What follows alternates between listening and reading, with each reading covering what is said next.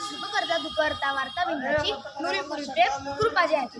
सन्मान्य व्यासपीठ, आदरणीय गुरुजन वर्ग व सर्व रसिक श्रोते, सर्व सांगली जिल्हा पोलीस दल व माझ्या बालमित्रांनो, मी राजूतन अभयसिंह पाटील इयत्ता 5वी मध्ये शिकत आहे। माझ्या शाळेचे नाव सॅनथॉम स्कूल आहे। मी आज तुमच्या समोर नशामुक्त गणेशोत्सव या विषयावर 4 शब्द बोलणार आहे, जे सर्वांनी शांतपणे ऐकून घ्यावे व तसे वागावे ही नम्र विनंती। गणेशोत्सव हा महाराष्ट्रातील सर्वात लोकप्रिय सार्वजनिक उत्सव म्हणून ओळखला जातो। लोकमान्य टिळकांनी सर्व भारतीयांना एकत्र आणण्यासाठी व विचारांची देवाणघेवाण करण्यासाठी सन 1893 मध्ये सार्वजनिक गणेशोत्सवाची सुरुवात केली होती व ती आजही मोठ्या प्रमाणावर चालू आहे। गणेशोत्सवाच्या निमित्ताने सर्व मित्रपरिवार व नातेवाईक एकत्र येतात। सर्वत्र आनंदमय वातावरण असते। सार्वजनिक मंडळांमध्ये विविध स्पर्धा तसेच रक्तदान, आरोग्य शिबिर असे चांगले सामाजिक उपक्रम राबविले जातात। या सर्व उपक्रमात लहान मुलांपासून ते सर्व मोठ्यांपर्यंत सहभागी होतात। आजच्या या आधुनिक काळात मात्र या गणेशोत्सवाचे स्वरूप बदललेले दिसून येत आहे। आजची युवा पिढी मात्र अंमली पदार्थांचे सेवन करताना दिसून येत आहे। सार्वजनिक गणेशोत्सवांमध्ये उत्साहाबरोबरच आरोग्य व सामाजिक भान ठेवणे आवश्यक आहे। त्यामुळे यावर्षी आपण नशामुक्त गणेशोत्सव साजरा करण्याचा संकल्प ठरवूया। नशेमुळे आरोग्यावर गंभीर परिणाम होतात, तसेच अनेक गैरसमज व भांडणे होतात। नशेच्या वापरामुळे पर्यावरणावरही अनेक परिणाम होतात।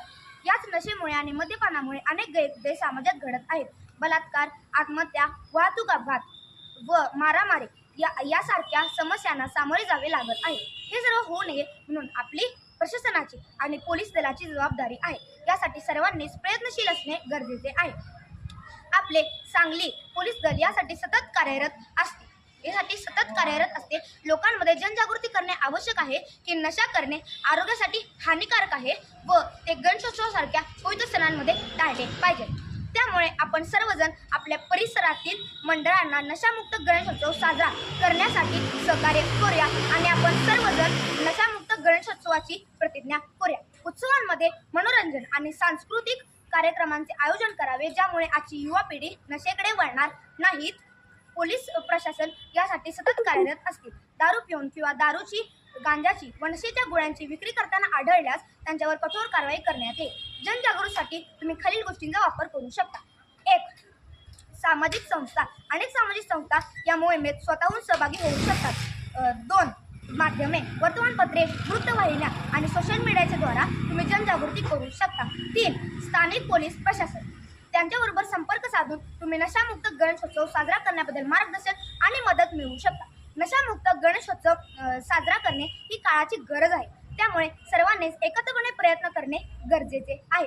यासाठी आपले पोलीस प्रशासन अफाट कष्ट करीत आहे, तरी आपण सर्वांनी त्यांना योग्य ते सहकार्य करून एक चांगला आणि सुरक्षित गणेशोत्सव साजरा करण्याची प्रतिज्ञा करूया। सर्वात शेवटी मी आपल्या सांगली जिल्ह्याचे प्रमुख SP संदीप गुगे सरांचा आभार मानू इच्छितो की त्यांनी मला बोलण्याची संधी दिली व मी एक संदेश आजच्या युवा पिढीला देऊ शकलो। धन्यवाद।